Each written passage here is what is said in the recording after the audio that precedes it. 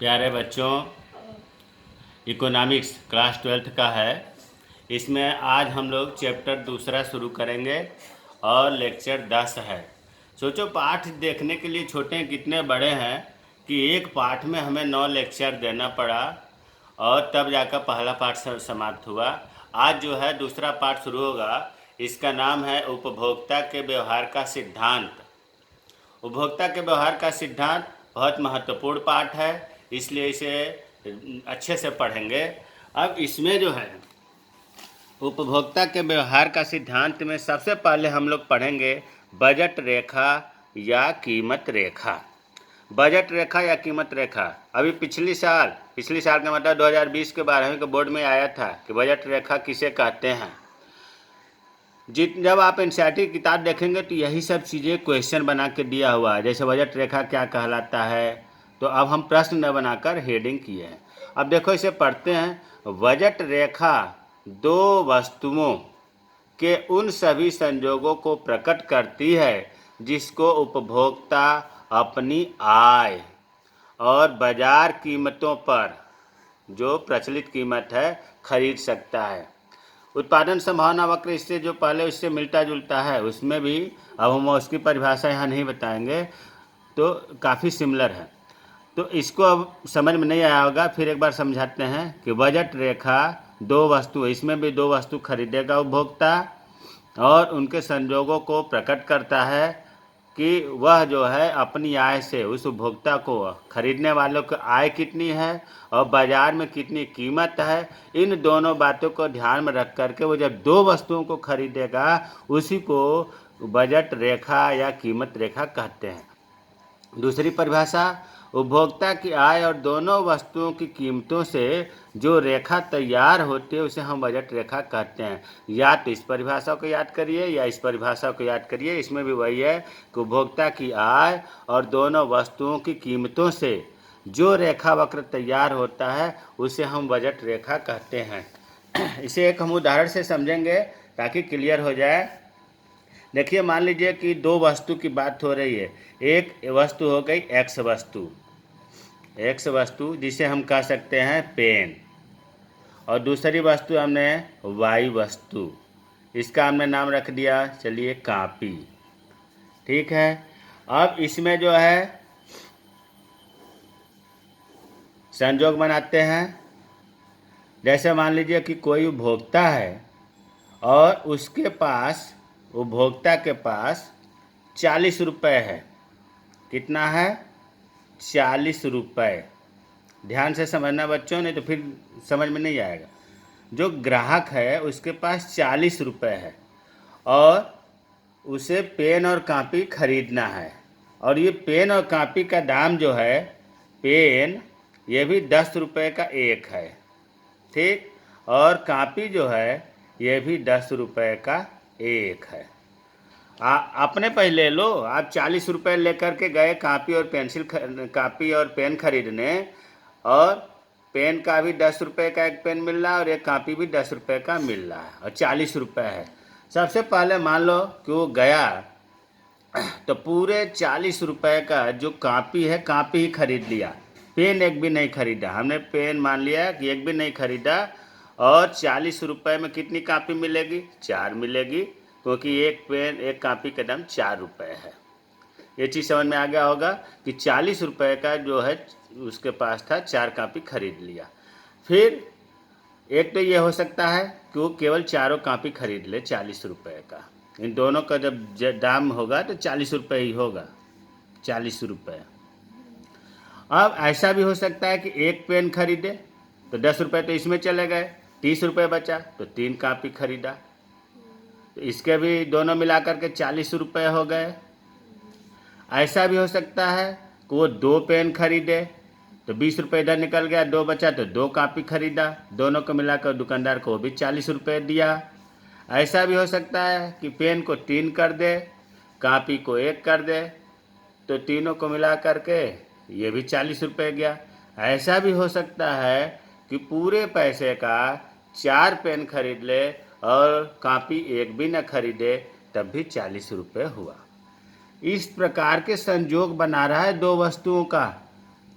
मान लो पहला हमने संजोग कर दिया ए 0,4, दूसरे को कर दिया बी, तीसरे को 2 को सी, चौथे को डी, पांचवे को ई। 5 संजोग बन गया। और इसमें कोई बहुत बड़ी चीज़ नहीं है, समझ में आ गया होगा। अब जो है इसको हम इसी चीज़ को हम चित्र के माध्यम से दिखाएंगे। तो पहले से इसलिए चित्र नहीं बनाया कि आपको समझ में नहीं आएगा, और आपके सामने बनेगा तो समझ में भी आ जाएगा। तो सबसे पहले जैसे सभी चित्रों में करते हैं, ओ एक्स वाई इधर हमने रख दिया। मान लो कि एक्स वस्तु पेन है, और इधर वाई वस्तु हमने इधर रख दिया कॉपी। अब एक्स वस्तु में 1 2 3 4 5 है, तो 5 बराबर 1 2 3 4 5, 1 2 3 4 5। और वाई वस्तु में भी 1 2 3 4 5, 1 2 3 4 5, 1 2 3 4 5 लिख दिया। जब इसको हम देखेंगे ए वस्तु पर x 0 यहाँ हो गया, यह है ना x वस्तु का, तो 0, और y वस्तु तो 4, तो 4 0 पर 4 यहाँ हो गया। 1 पर 3, तो 3 पर चिन्ह लगा दिया। 2 पर इसके सामने 2, फिर 3 पर 1 और 4 पर 0। फिर इसको हम इस तरह से मिला दिया। इसका हम मान लो नाम रख दिया ए। यही जो है कहा जाता है बजट रेखा, कीमत रेखा या बजट रेखा। यहाँ आपके संजोग बन रहे हैं। ए बिंदु पर देखो 0,4, उपभोग उत्पादन संभावना क्रम में भी ऐसे ही बना था। बी में 1 3, सी में 2 2, डी में 3 1, और 4 में 4 0। इन बिंदुओं को यहाँ लिख सकते हैं A B C D E. तो अब आपको यही परिभाषा में दिया है कि दो वस्तुओं के उन सभी संजोगों को प्रकट करती है जो आय और बाजार कीमतों पर खरीदता है। ये आपका चित्र हो गया कीमत रेखा का। अब देखिए इस चित्र से या इस टेबल से 3 बातें समझ में निकल रही हैं जो बहुत महत्वपूर्ण है, समझना जरूरी है। पहला है बजट रेखा के ऊपर प्रत्येक पॉइंट की लागत और उपभोक्ता आय के बराबर होती है। बजट रेखा ये है, इसके ऊपर ये जो पॉइंट है जिसको हम संजोग भी कहते हैं, बंडल भी कहते हैं, इस पर अगर हम ध्यान दें किसी भी संजोग को, देखो इस पर लागत कितनी आई थी 0,4 का लागत 40 आया था। तो हम कहेंगे कि लागत कितना आया तो 40 रुपये, और उपभोक्ता की आय कितनी थी तो 40 रुपये। यहाँ भी लागत आया 40 रुपये, उपभोक्ता की आय भी 40। यहाँ पहला डिजिट आपका पेन का था, दूसरा कॉपी की था, तो इसका लागत मतलब कितना दुकान पर खर्च किया 40 रुपये, उसकी आय भी 40 रुपये। यहाँ 3 1 था, यहाँ भी लागत 40, आय 40। तो वही चीज़ है कि जो बजट रेखा के ऊपर पॉइंट है उसकी विशेषता है लागत बराबर आय। जितनी लागत हो रही है उतनी ही आय हो रही है। इन पॉइंटों का बहुत ही महत्व है। बजट रेखा के ऊपर पॉइंटों का जो अर्थ निकला, लागत और आय बराबर होती है। दूसरा, जो बजट रेखा के अंदर पॉइंट हैं, देखो इसके अंदर बजट रेखा के अंदर का ये भाग है, इसमें मान लो हमने 2 पॉइंट बना दिया, यहाँ तक ही था, इसका हम कुछ भी नाम रख दिया एफ जी। अब इन पॉइंटों का अर्थ क्या है, देखो लागत की पहले बात कर रहा हूँ, तो लागत यहाँ पर आय के बराबर थी, तो इसका मतलब कि यहाँ लागत कम होगी। वही चीज़ है, जो बजट रेखा के अंदर पॉइंट हैं एफ और जी, उनकी लागत उपभोक्ता आय से कम है। यहाँ आय कम है, आय मतलब लागत कम है, इससे लागत यहाँ बराबर थी आय की, यहाँ कम है, इसीलिए तो इस पॉइंट पर नहीं पहुँचे हैं ये पॉइंट। तो इससे निष्कर्ष निकला कि यहाँ लागत कम है, आय ज़्यादा है। ये ग्रेटर और लेस दो इसमें चिन्ह आते हैं, इनको ध्यान रखना है। देखो ये लेस देन बोलते हैं, इसको ग्रेटर देन। अगर लेस देन ग्रेटर देन नहीं समझ में आ रहा है तो आप समझ लीजिए इधर मुंह खुला है वो बड़ा है, इधर वाला छोटा है, इसका मतलब कि लागत कम है, आय ज़्यादा है। तो इस अंदर कीमत रेखा के अंदर वाले बिंदु का अर्थ हुआ कि लागत कम है और आय ज़्यादा है। तीसरा है जो बजट रेखा के बाहर पॉइंट है। मान लो ये बजट रेखा है, अब तक हमने बताया बजट रेखा के ऊपर के पॉइंटों को, दूसरा बताया बजट रेखा के अंदर के पॉइंटों को, अब बता रहा हूँ बजट रेखा के बाहर के पॉइंटों को। इनका अर्थ क्या है?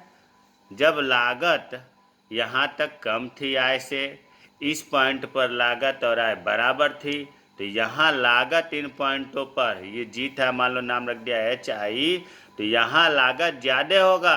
तीसरा पॉइंट, जो बजट रेखा के बाहर पॉइंट है उनकी लागत उपभोक्ता आय से अधिक है, यहाँ लागत ज़्यादा है, अर्थात वो 40 रुपये उसके पास आय थी, लेकिन यहाँ के वस्तुओं को खरीदने के लिए उसे 40 में नहीं मिल रहा है, इसलिए वो नहीं खरीद सकता।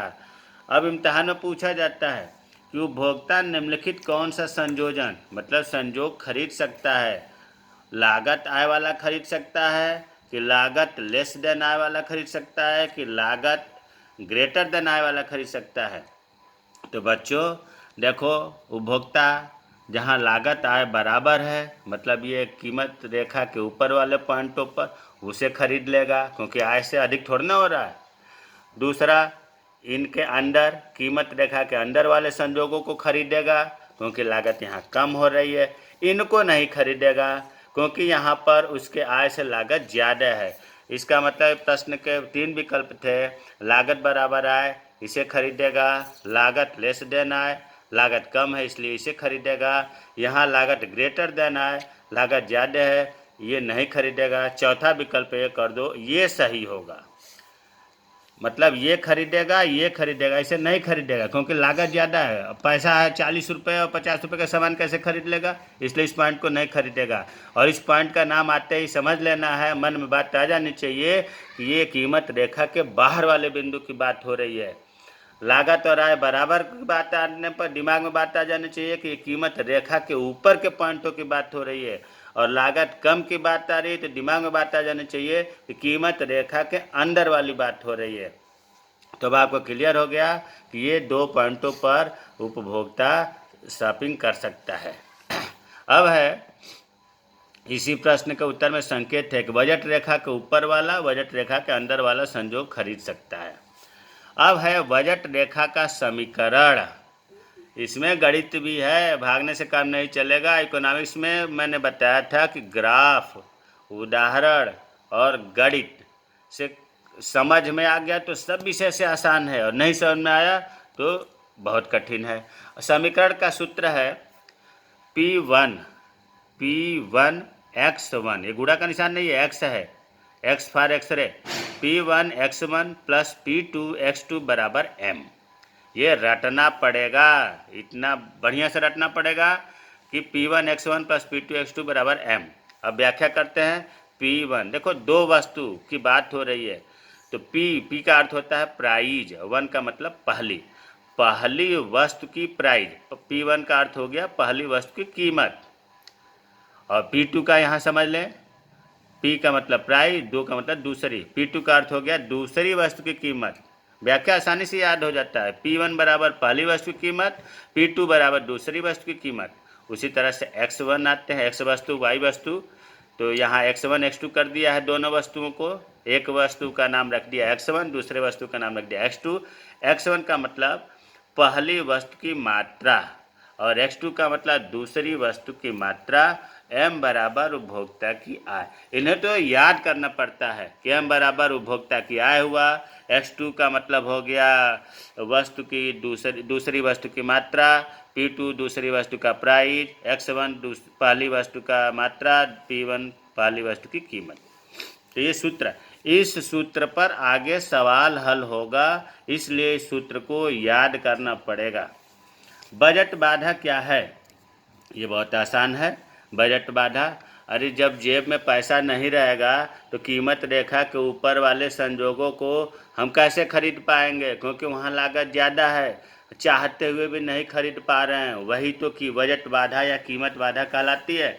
जब उपभोक्ता अपनी आय सीमित थोड़ा होने के कारण वस्तु के इच्छित संयोजन नहीं खरीद पाता है, उसे बजट बाधा कहते हैं। जैसे लागत ग्रेटर देन आय, ये वाला पॉइंट तीसरा वाला, जब आय से ज़्यादा लागत है तो इस संजोग को जो बजट रेखा के बाहर स्थित है, मैंने बताया था कि लागत ग्रेटर देन आय का नाम लेते ही बजट रेखा के बाहर वाले पॉइंटों पर ध्यान आना चाहिए, वो नहीं खरीद पाएगा। क्यों नहीं खरीद पाएगा? क्योंकि यहाँ पर लागत ज़्यादा है। प्यारे बच्चों, ये बजट रेखा कीमत रेखा बहुत ही महत्वपूर्ण है। इनके अगर पूछ दे छोटा सा 3 नंबर में तो परिभाषा लिखकर ये उदाहरण चित्र बना देना।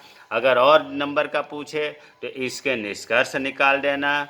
बजट रेखा का समीकरण अलग से पूछता है, 1-2 नंबर का सवाल हल होते हैं। बजट बाधा क्या होता है तो इन्हें बढ़िया से तैयार कर लीजिएगा। जय हिंद, जय भारत।